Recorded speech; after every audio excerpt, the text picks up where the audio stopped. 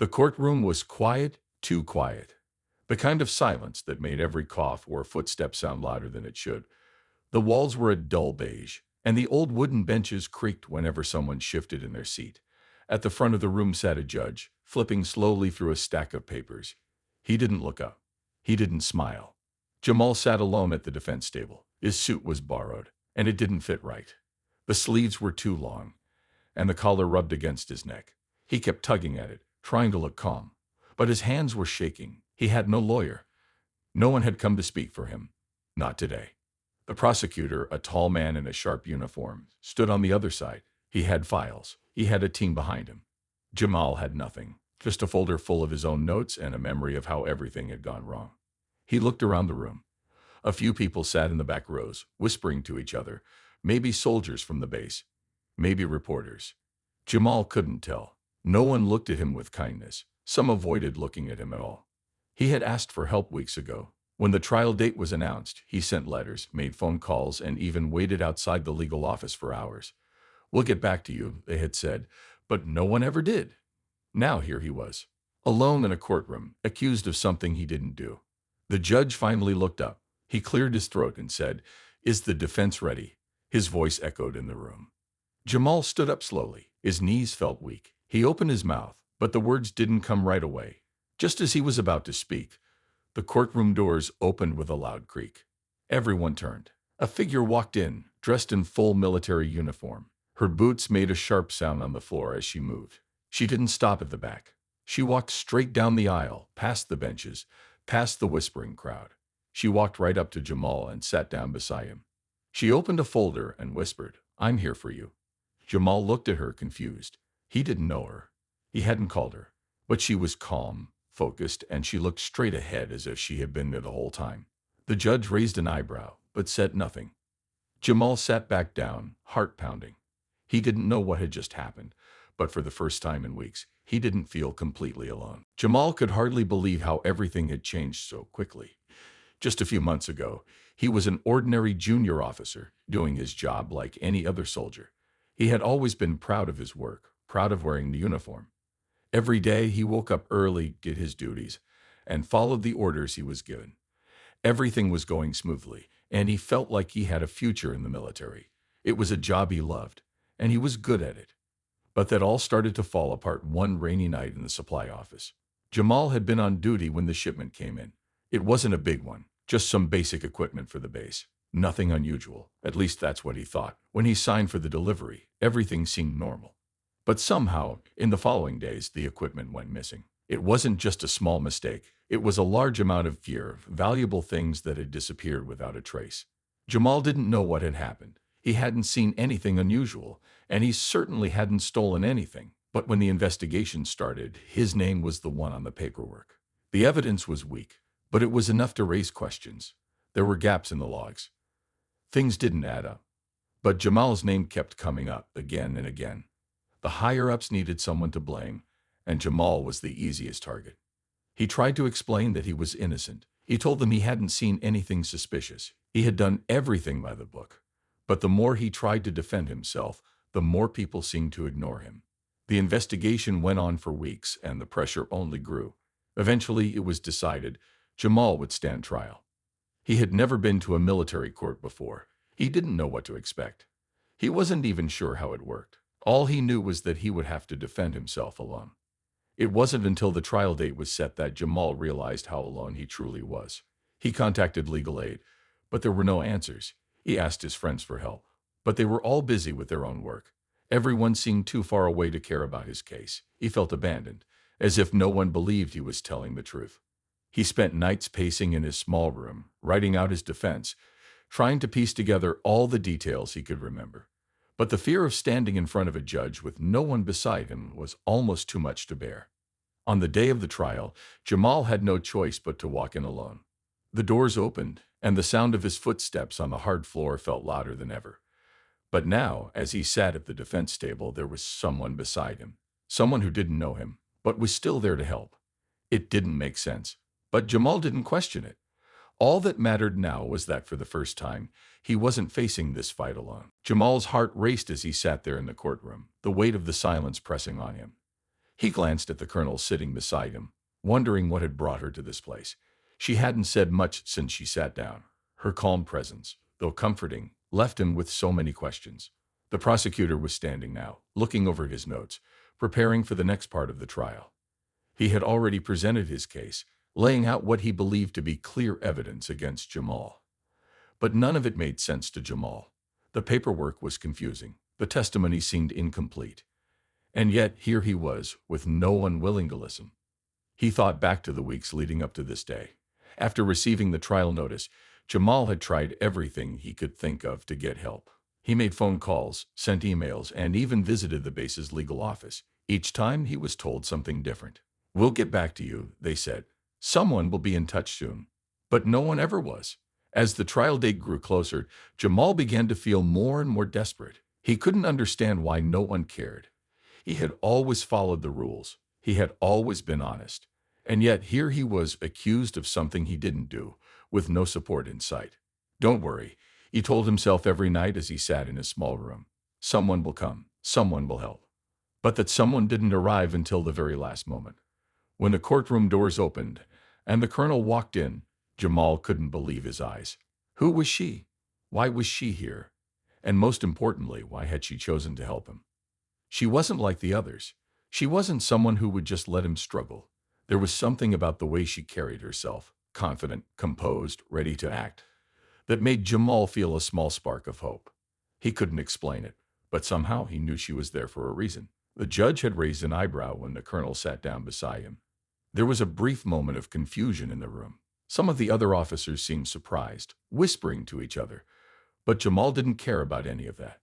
He just focused on her, the woman who had silently decided to stand by him. "You're not alone anymore," she had whispered to him when she first sat down. Those words meant more to Jamal than he could explain. For the first time since this whole nightmare began, he wasn't standing in front of the court by himself. There was someone who believed in him, someone who was willing to fight for him. He felt a small weight lift from his shoulders, and for the first time in days, he allowed himself to take a deep breath. Maybe, just maybe, things would be different now. Maybe this wasn't the end of his story. The doors of the courtroom creaked open, interrupting the tense silence that had filled the room. Every eye turned, the murmur of whispers fading as a figure entered. Jamal's gaze snapped toward the doorway. At first, he didn't understand what was happening. The woman who walked in wasn't someone he recognized. She wasn't a part of the usual court proceedings, yet there she was, dressed in a full military uniform, looking as calm as could be. The room was silent as she strode down the aisle. Her boots clicked sharply against the floor with each step, and the sound echoed through the stillness. Her uniform was pressed and clean, every detail perfectly in place. As she passed by the rows of people, the whispers grew louder, but no one dared to stop her. There was something about the way she carried herself, an authority, a quiet power, that made everyone in the room stand a little straighter. Jamal's heart skipped a beat as she drew closer. He had never seen this woman before. Who was she?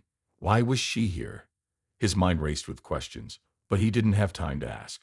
She didn't pause as she walked to the defendant's table. Without hesitation, she sat down beside him, opening a folder and placing it in front of her. The room was still, except for the sound of the pages turning. The judge raised an eyebrow, but said nothing. Jamal looked at the colonel in confusion. She glanced at him and gave a slight nod, as if to reassure him. She didn't offer an explanation. She didn't need to. She was here for a reason, and Jamal had no doubt that she knew exactly what she was doing. The colonel didn't make a grand entrance or speak loudly to get attention. Instead, her presence was calm, steady, and focused. It was the kind of presence that made others feel as though things were going to be all right, even if they couldn't explain why. Jamal tried to collect his thoughts. Was she a lawyer? Was she a witness? He had no idea. All he knew was that this stranger, this person who didn't owe him anything, was now sitting next to him. No one had come to his defense before. No one had cared enough to help. And now suddenly, this woman had appeared, offering him the one thing he needed the most: support. As the judge adjusted his glasses and began to speak, Jamal still couldn't look away from the colonel. He noticed the way she held herself, the way she observed everything around her with a quiet intensity. She wasn't worried. She wasn't nervous. It was as if she knew exactly how this was going to unfold, and she was ready to face whatever came next. The courtroom seemed to hold its breath as the trial continued, But for the first time, Jamal wasn't alone. And somehow, that made all the difference. Jamal watched as the colonel flipped through the papers in her folder. She didn't seem rushed, even though the court had already started. Her eyes scanned the documents carefully, as though she was looking for something specific.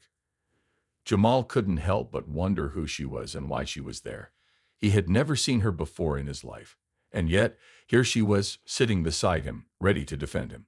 After a few moments of silence, she leaned toward him and whispered, "We'll get through this." He nodded, though he didn't fully understand what she meant. How could they get through this? The case against him seemed impossible to fight.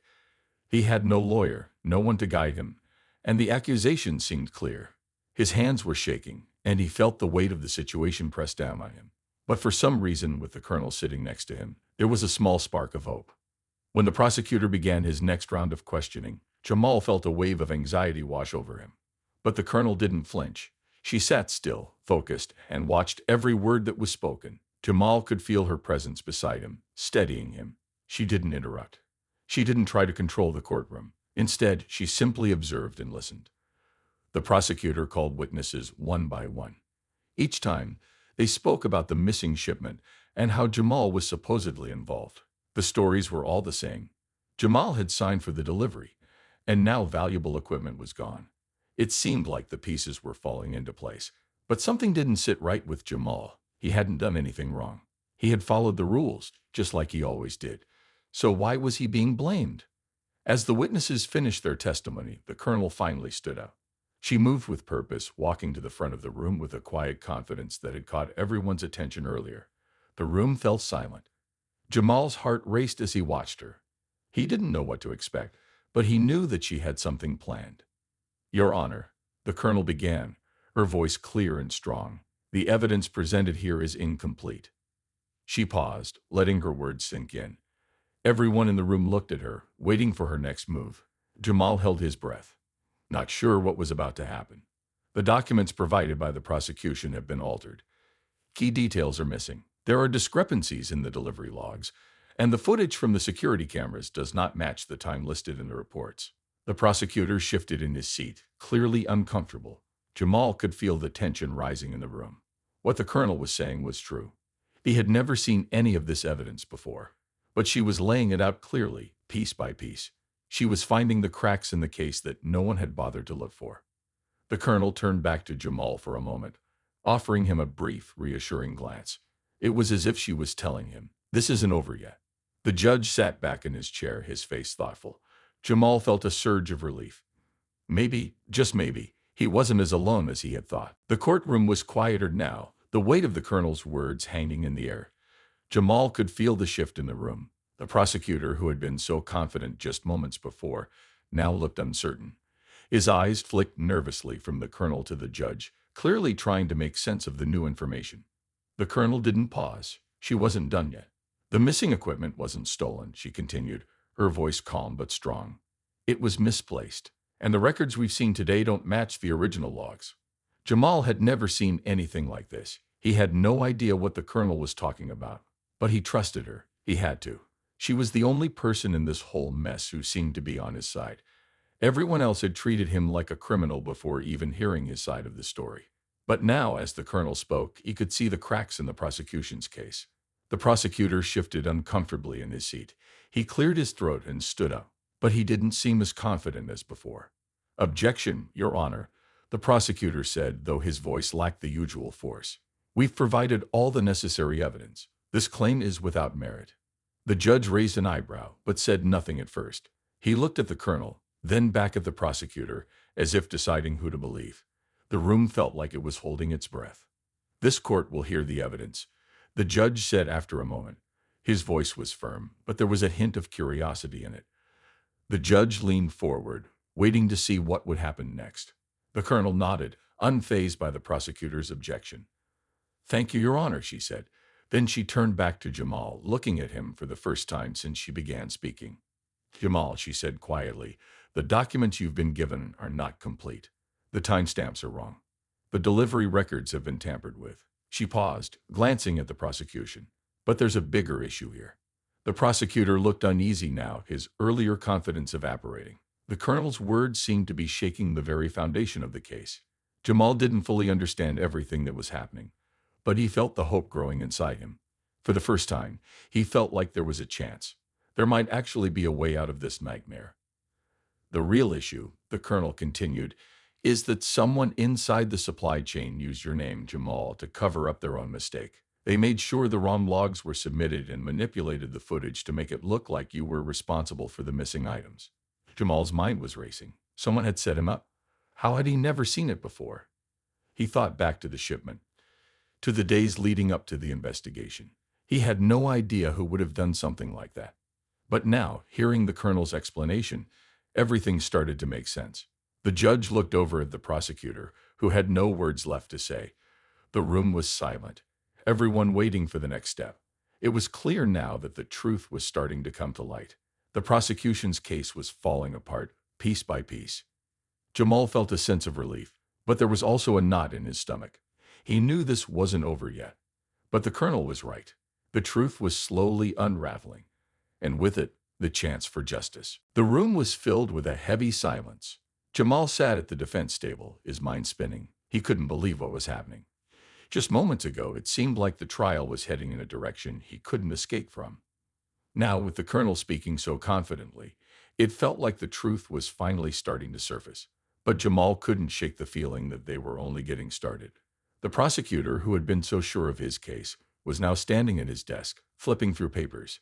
His hands were shaking slightly, and his earlier smooth talk had disappeared. Jamal watched him carefully, wondering what his next move would be. The colonel's words had shaken him, but she wasn't finished. He knew that much. "I'm sorry," the colonel said, turning toward the judge, "but I have one more thing to bring to your attention." The judge looked up from his notes, his expression serious. "Go ahead, Colonel." The colonel took a deep breath, then reached into her folder and pulled out a thick stack of documents. The rustling of the papers echoed in the courtroom as she carefully placed them in front of the judge. "These are the original shipment records," she explained.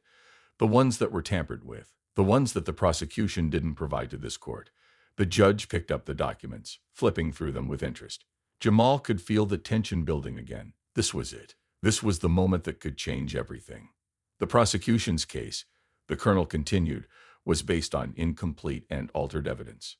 The logs that were presented earlier were not the correct ones. I've cross-referenced them with the original records, and here you will see that there was a mistake made during the shipment process, not by Jamal, but by someone else who had access to these files. The prosecutor looked stunned. His face had gone pale, and he stepped back from his desk, unsure of what to do. Jamal couldn't believe it. He had been blamed for a mistake that wasn't even his fault. Someone else had used his name, his signature, to cover their own mistake. He felt a mixture of anger and relief. Anger because he had been put in this situation, and relief because, finally, someone had noticed the truth. The judge glanced at the documents and then back at the prosecutor. "How do you respond to this?" he asked, his voice calm but firm. The prosecutor stood frozen, unable to come up with an answer. The colonel's evidence was clear. The truth was laid out before them, and the case against Jamal was falling apart faster than anyone could have predicted. I don't have an explanation for that, Your Honor," the prosecutor stammered. "But this doesn't change the fact that Jamal signed for the delivery. There must be some kind of mistake." "There is a mistake," the colonel cut him off. "But it's not Jamal's." Jamal could hardly believe what he was hearing. The tide was turning in his favor. After all this time, after feeling so lost and alone, he was finally hearing the words he had needed to hear. The judge nodded slowly, his expression thoughtful. "We will adjourn for the day," he said, looking over at the prosecutor. "I need time to review these documents carefully." As the judge called for a break, Jamal felt his heart slow down. It wasn't over yet, but it was closer. The truth was finally being recognized, and for the first time in what felt like forever, Jamal allowed himself to hope. The courtroom was quiet as the judge called for a recess. The weight of the moment hung in the air, and Jamal couldn't help but feel a sense of disbelief. After all the weeks of fear and uncertainty, after sitting alone with no one to help, things were finally starting to change. The colonel had shown up when no one else had, and now she was the one fighting for the truth to come out. Jamal stood up, stretching his stiff legs. His mind was still racing, trying to process everything that had just happened. He walked to the back of the room, away from the attention of the courtroom, and leaned against the wall. His heart was still pounding, but now it was different. There was a small but real sense of hope growing inside him. Maybe, just maybe, he wasn't going to lose everything. The colonel walked over to him a few moments later, her presence calm as always. She gave him a small nod, acknowledging the shift in the case. "How are you holding up?" she asked quietly. Jamal took a deep breath. I don't know. It's hard to believe that it's finally happening, but I'm starting to think this could actually end in my favor." The colonel smiled just slightly, her eyes still focused and sharp. "That's the goal. But don't get ahead of yourself. We still have work to do." Jamal nodded. He knew she was right. There was still a long way to go before this nightmare would truly be over. But for the first time, he felt like he had a real chance. As the break continued, Jamal thought about what the colonel had said. She had been confident, calm, and precise. She had found the evidence that no one else had looked for, the details that had been hidden in the reports. She had turned the whole case around with just a few words and a few pieces of paper. Jamal knew that without her, he would have been lost. He also thought about the prosecutor. Just moments ago, the man had been so sure of himself, but now he seemed almost helpless. It was clear that the colonel's actions had rattled him. Jamal knew that this was his chance to finally clear his name. The prosecutor couldn't just sweep the truth under the rug anymore. The facts were in the open. As the time passed and the recess came to an end, Jamal felt a sense of calm settle over him. He walked back to his seat, glancing at the colonel one last time. She was already sitting, looking over her papers and preparing for whatever would come next. He could tell that she wasn't done. She had more to say, more to reveal. And Jamal had no doubt that she would continue to fight for him until the very end. When the judge returned, the room fell silent again. Jamal felt his palms begin to sweat, but this time it wasn't out of fear. It was anticipation. This trial was far from over, but the truth was on his side now. And with the colonel by his side, he felt ready to face whatever came next.